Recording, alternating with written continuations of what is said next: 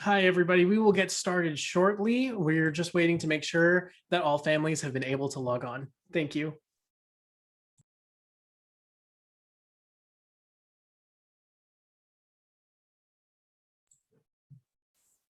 Hello, everybody. My name is Reggie Gackett, and I want to welcome you to the fourth webinar in our Spring 2021 Family Webinar Series. I am the Assistant Director of the First Year Center, and tonight I'm joined by my colleagues, Dr. Jay Sriram, Director of the Learning Center, and Dr. Robert Patterson, Director of the Writing Center. We are so excited that you've chosen to join us for tonight's conversation. Some information before we get started.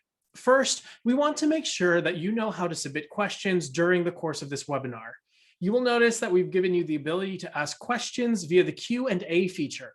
Two of our professional staff within the First Year Center are helping to field these questions. We will answer those we find applicable to the audience as a whole on this webinar, and we'll respond to more nuanced or personal questions via email next week.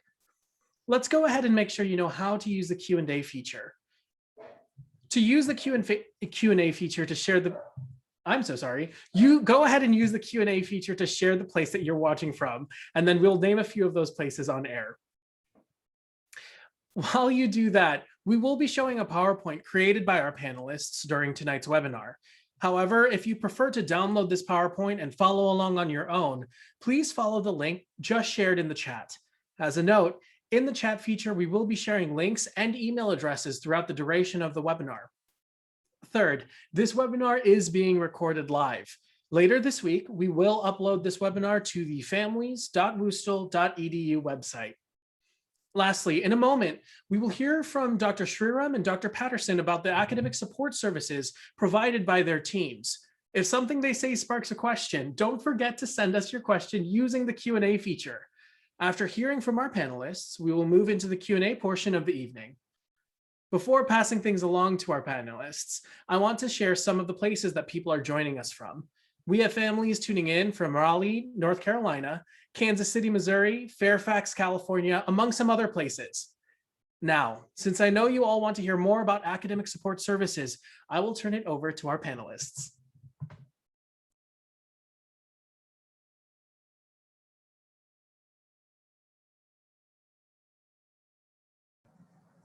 Good evening, everyone. My name is Jay Sriram. I'm the director of the Learning Center. Very happy to be here and answer your questions. And I have a few things to share with you. And I want to start first talking about common academic challenges of students at WashU. First and foremost, I think it is the academic rigor at WashU.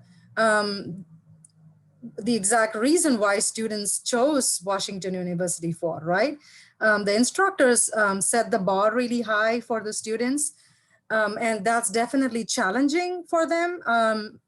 It takes a little bit for them to adjust to this environment. The second thing is taking multiple first priority courses.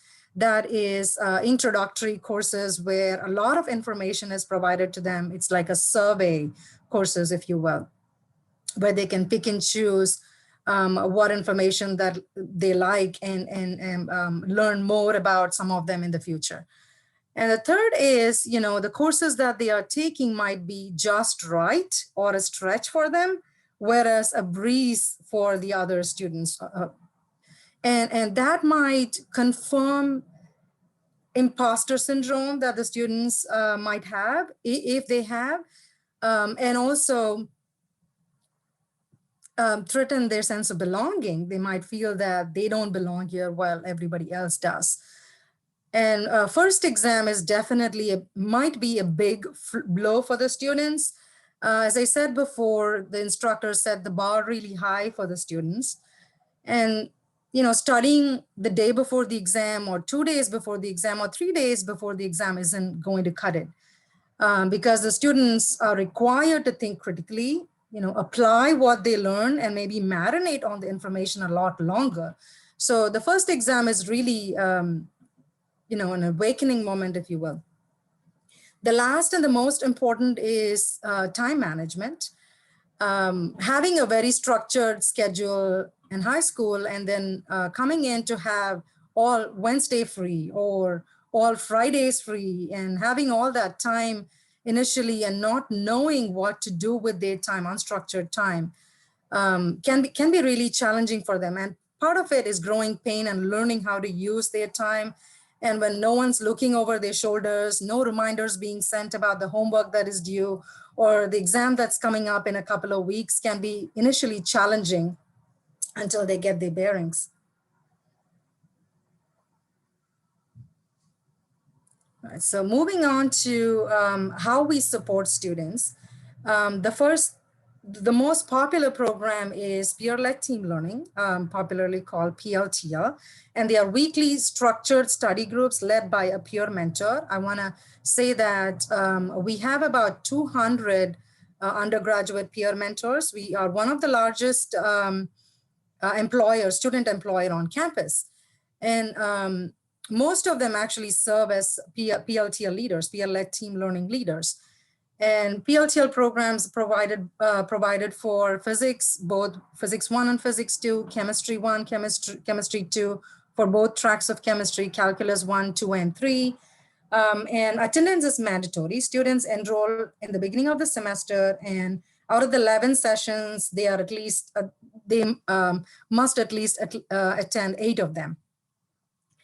And the second program is drop-in course support. It's supposed to act as a complementary program to PLTL.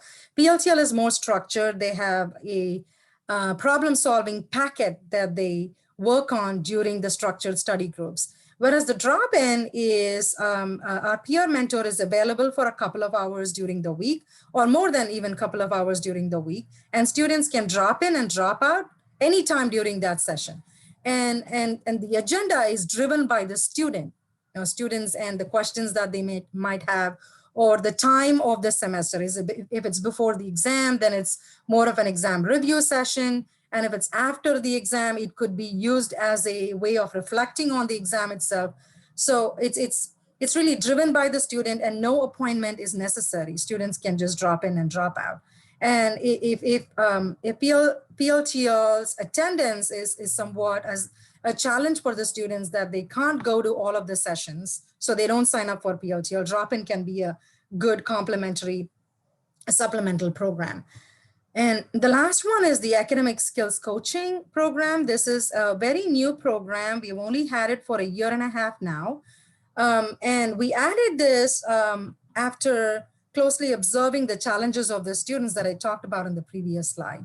We do talk to students one-on-one about time management, using different organizational materials like a planner or Outlook or Google Calendar or whatever it is, and prioritization, like how do you, when students are overwhelmed just before the exam, how do you prioritize? What do you focus on?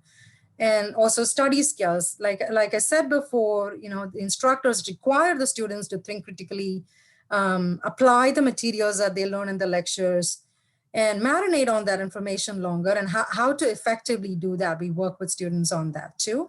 And all of our professional staff, we are 3 professional staff in our unit, and all of us work with students one-on-one. We take appointments, and we also have peer coaches who also work with students one-on-one on all of these topics. I do not have test anxiety on this, but that's something that we have been talking with students a lot about these days.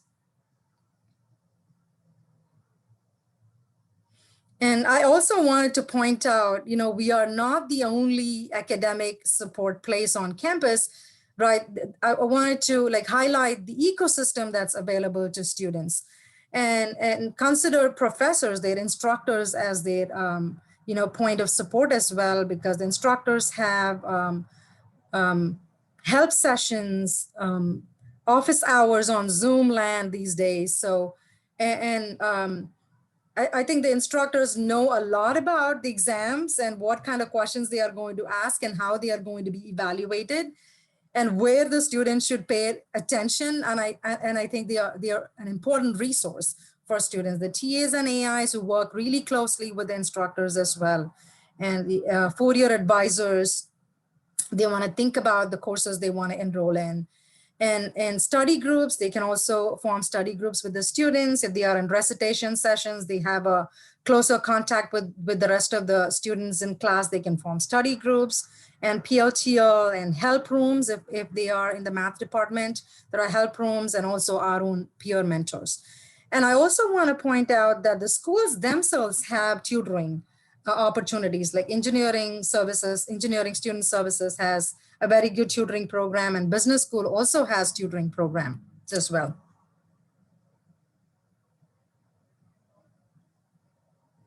And it can be really frustrating and heart-wrenching when we see our students struggle and not being able to physically help. And as professionals, I would say sometimes we find ourselves in the same place because we cannot make students do something, right? But we can only scaffold our questions and messages in a way that, make students think and get them motivated, right? So these are some questions that we typically ask students when we sit down with them for a meeting. And I think you can also, as parents, use these questions as a way to, make them think or motivate them or reflect on their practices that they already have. The first question I would say is have them think about how they spend the time outside class. As I said in the beginning, they have all this time, unstructured time, and how do they spend that time? And asking that question. And also, where are they studying? Are they studying in the room, or are they walking over to the dock, or to BD, or where are they going to study? Or if they are studying from home, where are they studying, and when are they studying? And how are they studying? That's an important question, right? Because they no longer tested on their memorization skills. I mean, not as much. So how are they applying? Are they testing themselves enough? So asking those questions. And how are they managing their time, of course? So something that we talk to students a lot about is, do you have a planner? Do you have a physical planner, Outlook? How do you schedule when to study and how to study?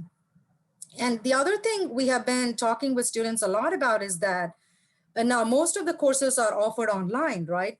And instructors have due dates and assignment due dates or homework due dates. Some of them are listed on Canvas, our learning management system, some of them on syllabi. And it's all over. It can be challenging for the students to find a system, right? Because in some courses they have to look at Canvas, and some courses they have to look at the syllabi. And really asking them questions in the beginning of the semester. Have you taken a stock of what are the assignments in each course? And how have you, maybe it's an Excel where they type out all the assignments and their due dates, or it's their planner. It's a way that works for them, and your student well. So do they like it visually, color coded, or reminders on their phone, like asking them those questions?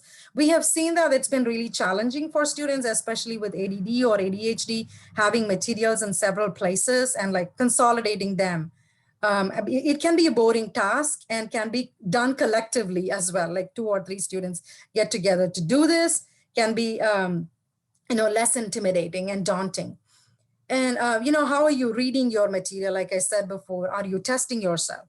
How are you reading? Are you taking notes? Are you rephrasing what you're learning? And how are you doing your homework? And really, when is the homework open to them? Are they starting to do the homework right when it's open, or waiting until the last minute? The whole idea is for them to think about those concepts on a regular basis and build on those foundations for the next lecture, right? So if they accumulate all of this until the homework is due, they haven't like built on their material yet to absorb the next set of lectures, right? So think of homework as a way of engaging with the lecture, or reflecting on what it is that they got from the lecture and put them all together. That can be good. That can be a good question to ask. And how are they taking notes in class? What part of that lecture is important? And here is when talking to the instructor can be really useful. Where should they pay attention to? What's okay to slide? Sorry about the noise downstairs. It's and And this one is a really important one. Thinking about the foundational knowledge that the students have, because they have limited time, right?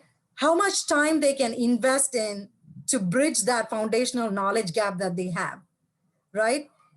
So thinking about that, if the gap is a little bit, yes, you can get tutoring, you can get the support you need to bridge that gap. But if that's a larger gap, then that's a deeper question. Do you have to start from a prerequisite course or take a course somewhere over the summer? Here is when advisors can be really useful. Talking with the instructors can be really useful. Lastly, what resources are they using and how are they using the resource, right? Right before exam or on a weekly basis, twice a week, how are they using it?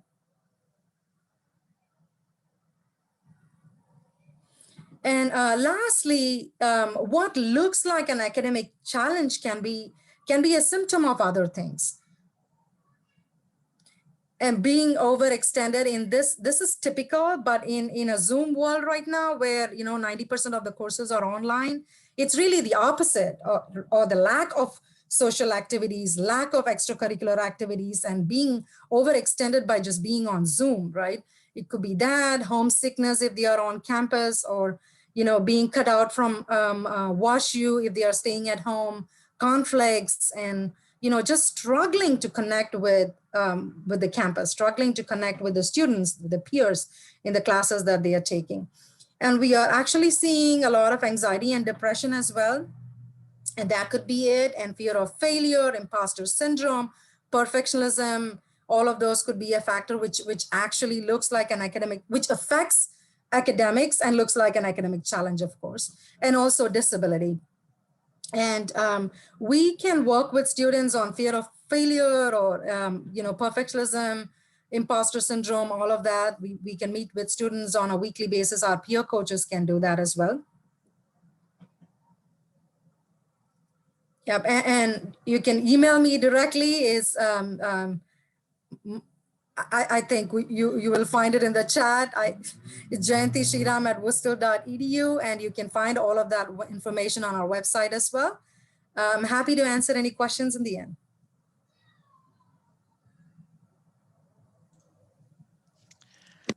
Thank you, Jay. Hi, everyone.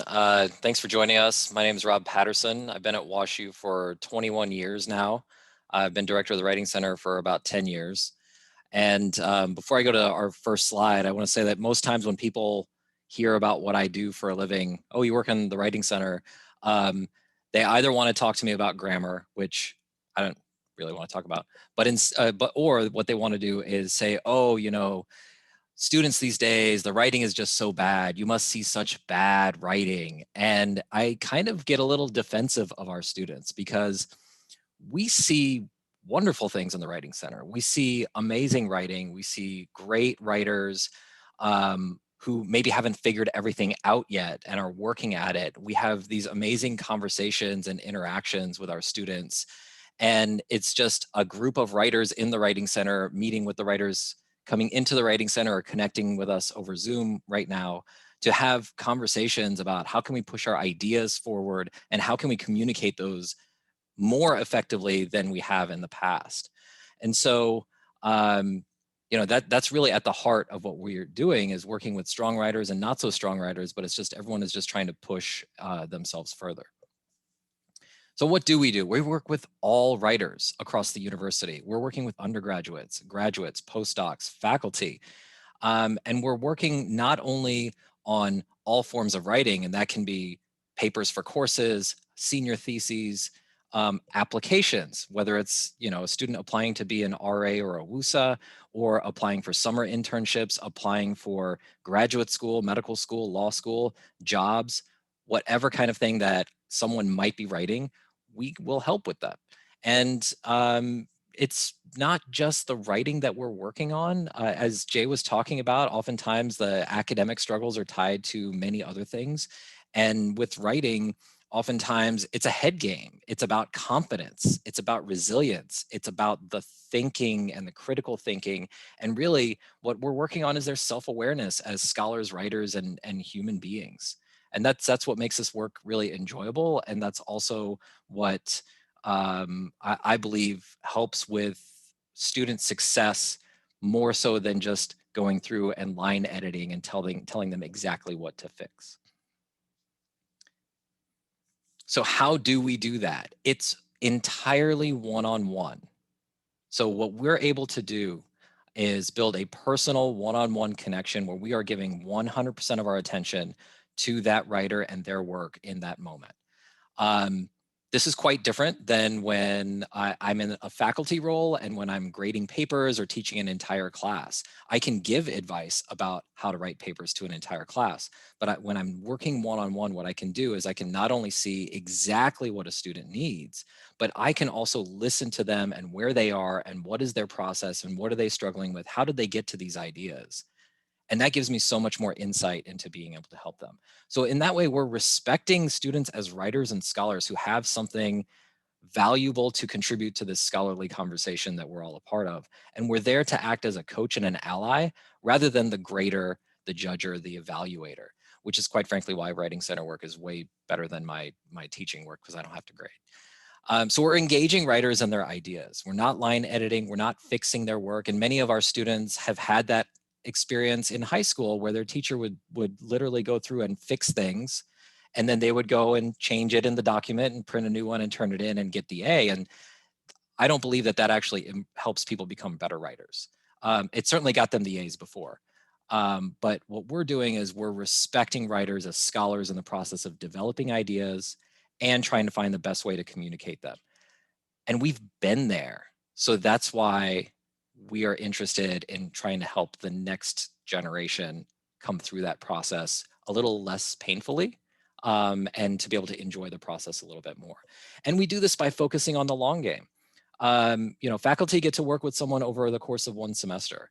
We oftentimes will have students work with us in their first year in their college writing course, and maybe a first year seminar, and then sophomore year in another course, and then junior year they take a writing intensive and a couple of other courses where they're writing, and then maybe they're applying for a job or law school or something like that, or writing a senior thesis. We'll work with them over 4 years.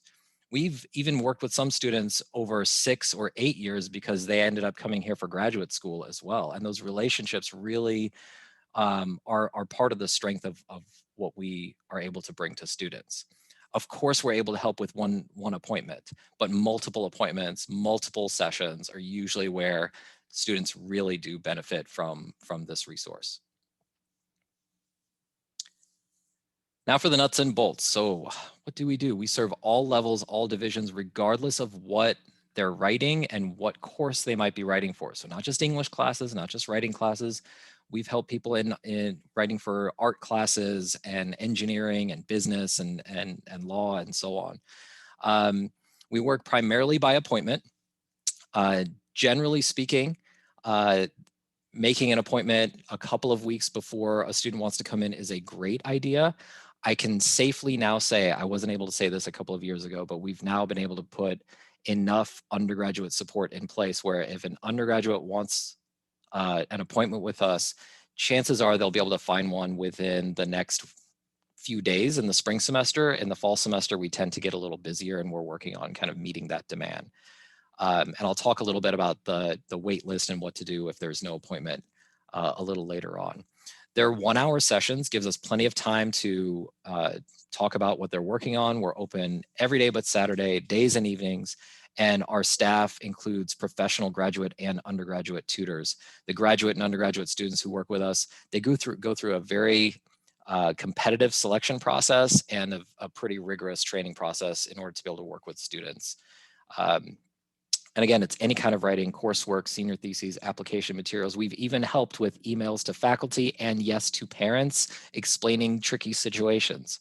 And it can be at any stage. So sometimes we'll have students call and cancel an appointment with us saying, I thought I'd have a draft by today, but I don't have anything written, so I need to cancel. And I'm like, why cancel? Come on in, we can help you get started. So a student can absolutely get an assignment and have an appointment and say, I have this prompt, and I just need to talk to someone about my ideas, or I just need someone to help me make sense of these ideas. And going back to what Jay was talking about with time management, I need someone to help me make this process more manageable. How can I break it up into smaller manageable bits, which is of course the big thing that gets in the way of a lot of work, but especially writing, where people figure, hey, I used to be able to sit down and bang out a draft in one night, the night before it's due. Surely that will work for me. And at some point it stops working. And that's when we're having those conversations about how to make it a smaller, manageable process. So what can you do? If you've got a student, they say they've got a paper coming up, ask if they've used the Writing Center. Suggest, hey, get on there, make an appointment. They might say, yeah, but it's due in 2 days. I'm not going to be able to find an appointment. They have a very good chance of being able to find an appointment.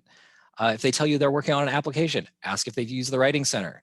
We want to get them out of your house and with a job as quickly as possible. So we're your partners in this, and we'll make sure they come back and visit as often as possible.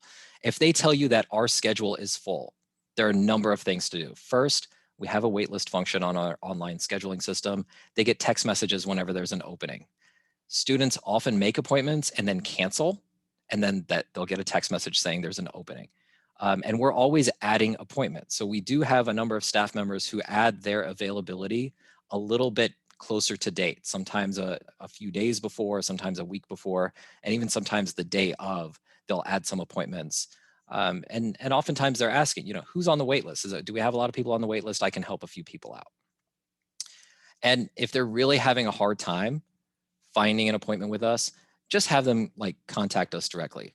We'll have my email put in the chat here. And if you're really, really concerned, email me directly and we'll give them some more tips on how to get into the schedule more immediately, work to find someone for them, and then we'll also work on, okay, let's look at your syllabus.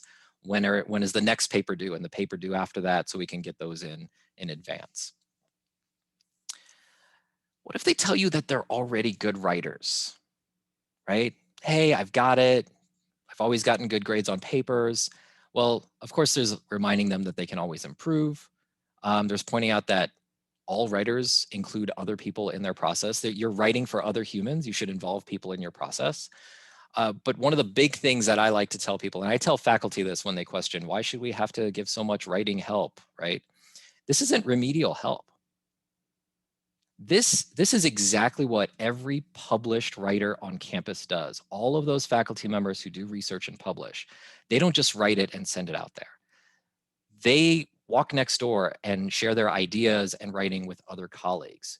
The university has a budget to send them to conferences to actually share works in progress so they can get feedback. And then even the publishing process itself involves peer review. So a draft is actually sent to other scholars in the field, and those scholars read it and send feedback back before it can be published. So all of this is baked into the system, and what we're doing is we are providing that very same kind of process and opportunity to undergraduates and graduate students. Not to mention, we really don't want anyone graduating from WashU being an excellent high school writer. So let's try to push the bar a little bit. Now, from time to time, students will say they don't feel comfortable sharing their work. Somehow, writing feels more personal than calculus. Because, calculus has nothing to do with me. It's just something I have to understand. But with writing, it's our ideas and our words, and that's all tied up into our identities and selves. And so students can feel quite vulnerable when they're sharing a piece of writing. The first words out of their mouths may be, I'm sorry, I know it's not good. I just wrote this yesterday and I haven't had a chance to revise it. And we're like, there's no need to apologize. We all have been there. This is entirely a judgment-free zone. We're not grading them. And what we want is to just be helpful. And we know what it's like when we're selecting those undergraduate and graduate tutors. We're not looking for the straight A writer who has never struggled. We don't really like it when people say, oh, it just comes naturally to me, because how are they going to help someone who's struggling? I'm looking for those writers who have been there, who've struggled through it, and now they've kind of got it figured out, and now they're ready to help the next person. So our website is here. I don't expect you to make appointments for students. We want them to do that. But if they're ever like, hey, I don't know how to make an appointment, they just need to go to that website and follow the links to schedule an appointment. And if they really can't figure it out or they're having any trouble at all, it's just a matter of calling or emailing us. We're looking forward to when we can be back in person. Right now, everything is being done remotely, and it has been working quite well. Our scheduling system has an excellent platform for interacting and sharing drafts and so on. But when we are in person, we absolutely welcome walk-ins. Another unfortunate thing is that we get some no-shows, so we always like it when someone walks in and we're like, great, we can help you right now because someone didn't show up today. Thank you, Dr. Sriram and Dr. Patterson, for sharing all of that information. I have an initial question that I know many families may be wondering, and that you both may have touched on this a little bit, but would be helpful for us to be able to reiterate to our family members. How have your services or access to your services changed as a result of COVID-19 and our current virtual situation? As I mentioned, for the Writing Center, we're entirely virtual.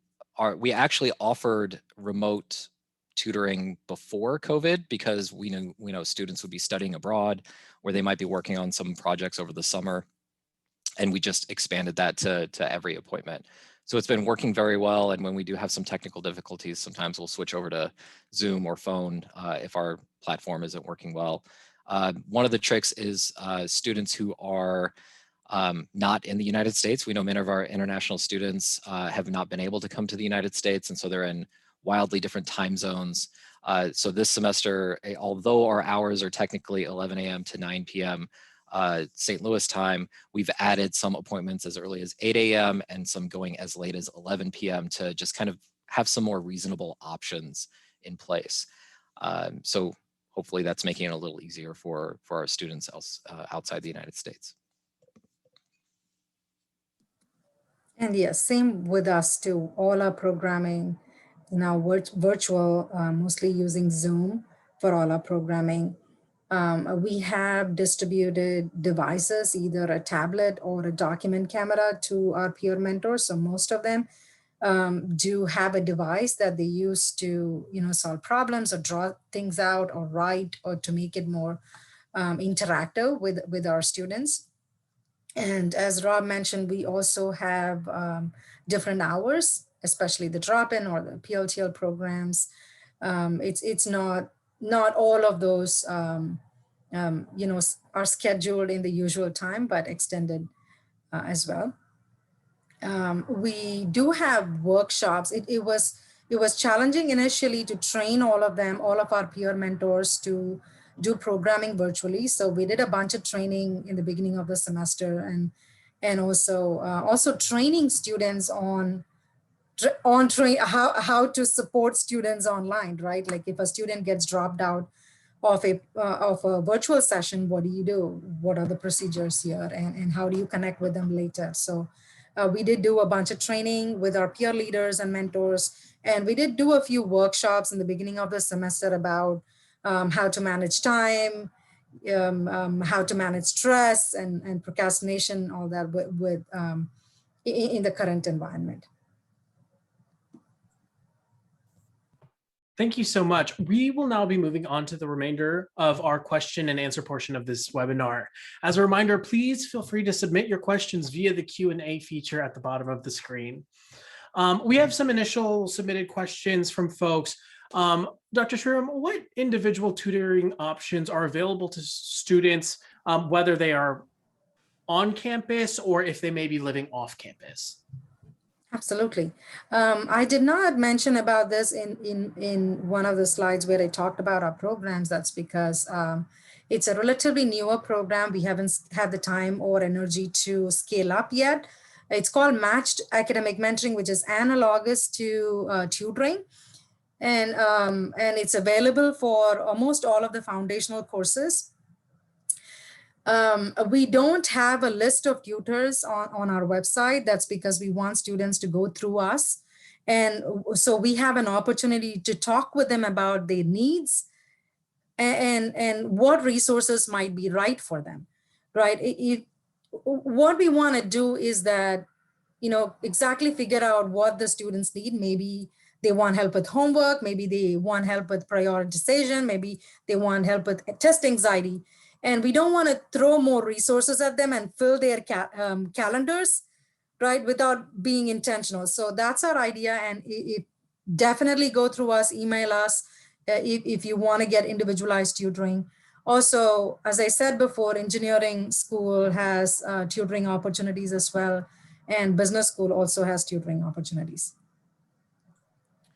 A second question that I have for you is, if a student did not enroll in PLTL at the beginning of the semester, are they still allowed to join in at a later time? Are they, a second question that this family member has is, can they access materials without being enrolled in the course or being enrolled in that program?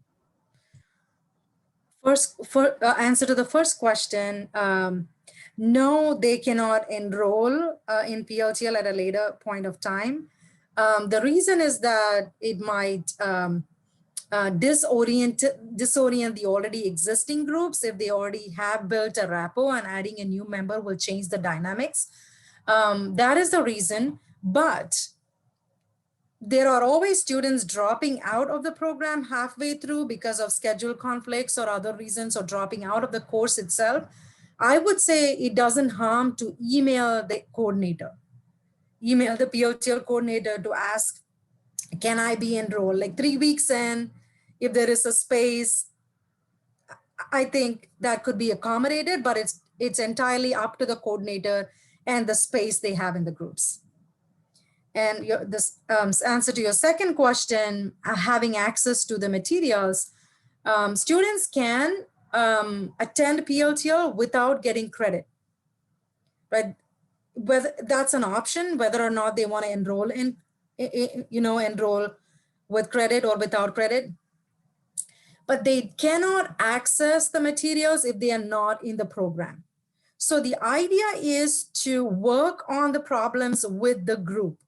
That's the double benefit that they get from working on the problem sets, with the cognitive sophistication that they achieve by working in a group. So if the material is being handed out to students, otherwise there is no incentive for the students to go to the groups and work with them. So that is the reason why they don't have access to them, but they can enroll in it without getting credit for it.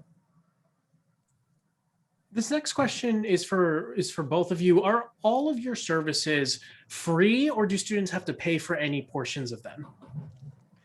So I'm glad you asked, because I had an advisee who, when she was graduating, said, "I wish someone would have told me which services were free when I had first started." And I always assumed, well, that's implied. And yet again, I forgot to say during my presentation, all Writing Center services are free. I actually would rather say that you're already paying for them, because when you feel like you're already paying for something, you're going to go ahead and use it. So it's baked in. So let's make use of it. Ditto. Dr. Patterson, can students request help from specific people within the Writing Center if they found someone they really like going to? Absolutely. Students actually have control over making their own appointments. So they just log in, the schedule shows them who's working at what times. And it even tells them if they're, if they're a professional staff or a graduate fellow or a peer tutor. And partly it's a matter of who's available. But once they figure out who they like to work with, then they can make those appointments in advance to make sure they're working with that person. And that's how those long-term relationships are built. We had a family member submit the following question.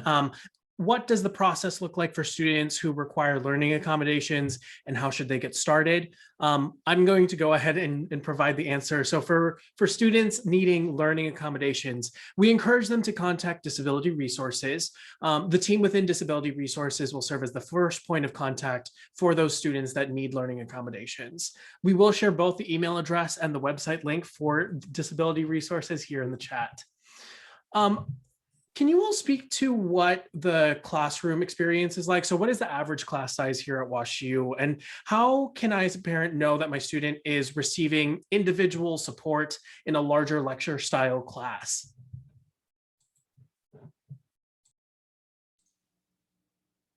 Jay, do you want to go ahead?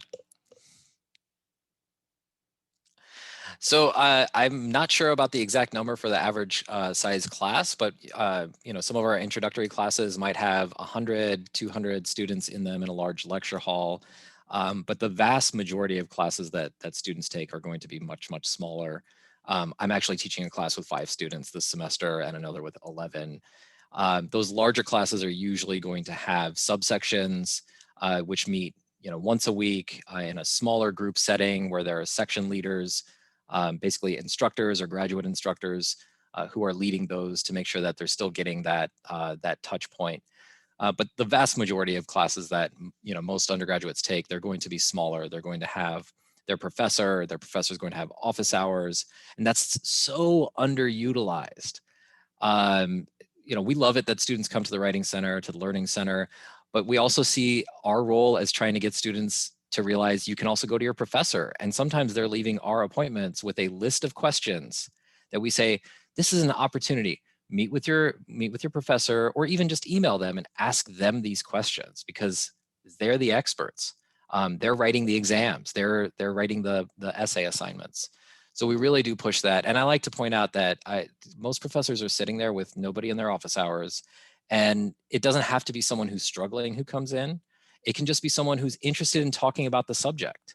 And as someone who has been through a PhD program, you study this very small thing that maybe 5 or 6 other people in the country have looked at.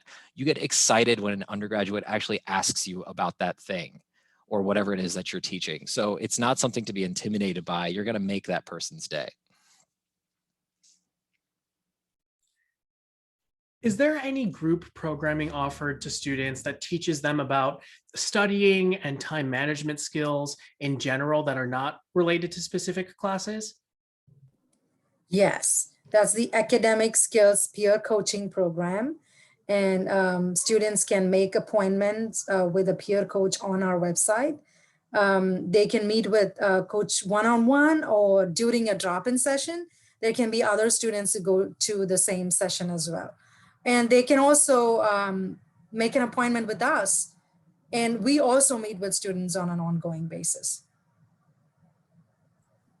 Are there any student employment opportunities offered by the Writing Center and the Learning Center? How would a student go about finding that involvement? We are actually in the middle of our hiring process now. So the way it goes, spring is recruitment, fall is training. So that's how. So we are in the middle of the training process, and our application is still open on the website. And we mostly recruit first-year students in their second semester, or sophomore students in their second semester, so that we can have them for longer, right? We recruit them, we train them, and we like to keep them for longer. As I mentioned earlier, we are one of the largest student employer on campus. And yeah, we are recruiting now. We're also, there are absolutely opportunities at the Writing Center as well. We're on an opposite schedule. So our recruitment is in the fall, and then the training is in the spring. So right now, I've got a group in our training seminar. It's a full class. They earn academic credit for it. And it's at the end of that class that they're finally ready to start tutoring in the Writing Center. So between the time that they apply in the fall and then train in the spring, it's the following fall before they begin working in the Writing Center. It's quite a commitment, which is why we compensate them quite well, but also we love it when they apply sophomore year. That's when they can apply, because then they'll have 2 years with us until they graduate. They can also apply junior year. Unfortunately, if a senior applies by the time they're done training, they will have graduated. On occasion, we've had some seniors who know they're going to be staying here for graduate school, and we do accommodate that though. For both of your services, what is the typical response time or turnaround time from when a student reaches out to help to them actually being able to meet with somebody?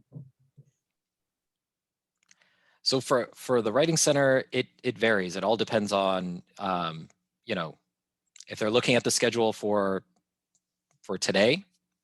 We actually had a bunch of openings today. The weather was nice.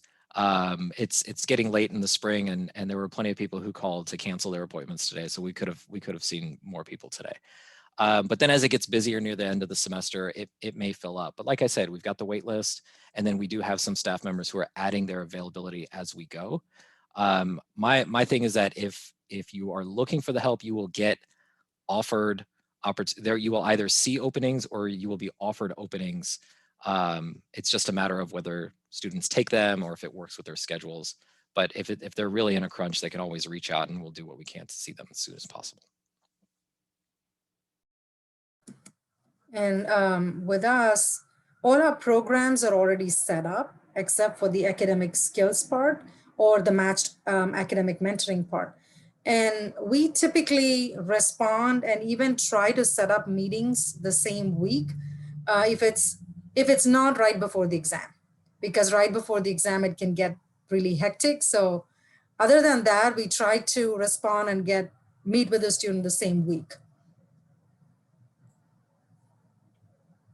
Can you all speak to some areas that you all do to help students who may be experiencing imposter syndrome at WashU? So I can start there.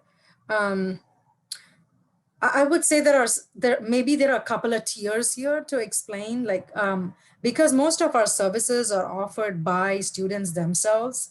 The way we recruit students, we put a lot of thought in, and I think Rob alluded to this earlier. You know, if this, one of the questions on our interview is that, you know, what were your challenges in your first year? And how the student responds to it, you know, decides whether or not they will get the position really. Because if they don't know how it is to struggle, it's hard to explain, it's hard to empathize with the other students.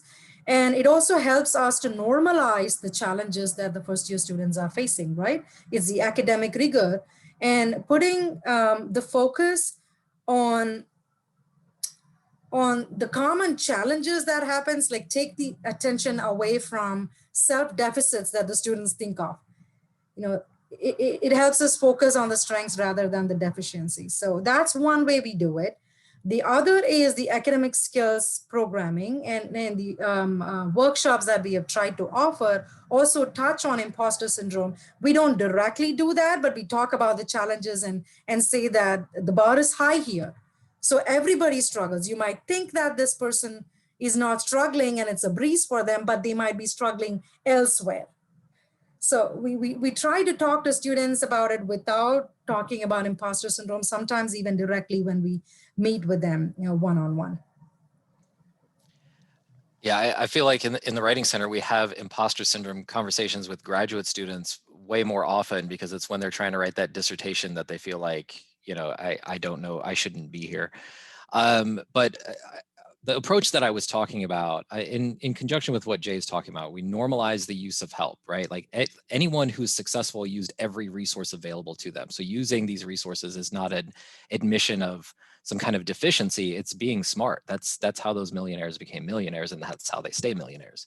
But we also, in our approach, we're valuing that student's voice. We are trying to help them just to further develop the ideas that they have and communicate them effectively and so on. So we're really listening to them. It's quite different than just giving feedback and saying, here's what's wrong, here's what needs to be fixed.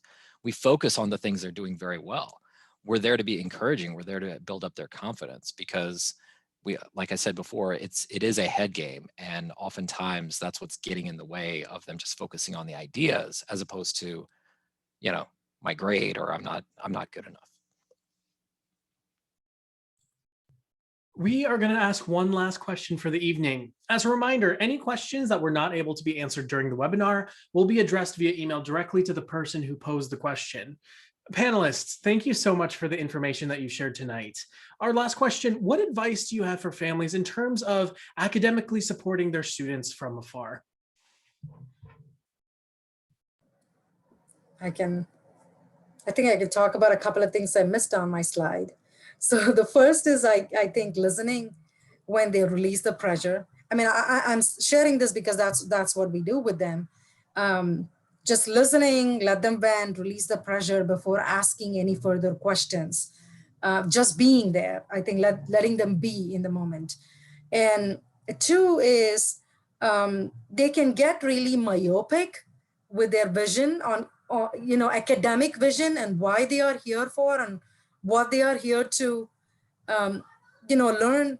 And I think they can get really myopic, and maybe like broadening that focus a little bit, getting a bigger picture.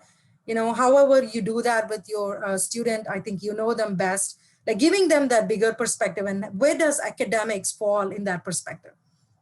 Why are they here for? I think that can be really useful too. I want to echo the value of just letting anyone, and it took me until I was in my 40s to realize this, like if someone is just talking about how bad things are, or how much stress, sometimes they just need to talk about how stressed they are about an assignment or about a class, or just express that worry. But I think just normalizing that, not in a way that dismisses it, we want to validate it and say this is part of the growth process. And many of our students might not have felt this challenged before. And this is the time for that, not later when the stakes are even higher. Right now it's an assignment, an exam, or maybe even one course. Those stakes are not as high as later in life. And now is the time to feel these and kind of grow as a result of it. There is absolutely nothing that can't still happen later just because someone had to retake a class or got a C or a D. I'm testament to that. I'm sure many of the other professionals on our campus are testament to that as well. Dr. Sriram, Dr. Patterson, thank you so much again. Families, we hope you were able to learn some valuable information this evening. As a reminder, this webinar recording will be shared at families.woostel.edu next week. Stay tuned for our next webinar, a conversation about pre-health advising, occurring on Monday, April 5th. You will be able to register for this webinar at families.woostel.edu. We'll see you then. Thank you so much. Thank you, everyone. Have a good evening.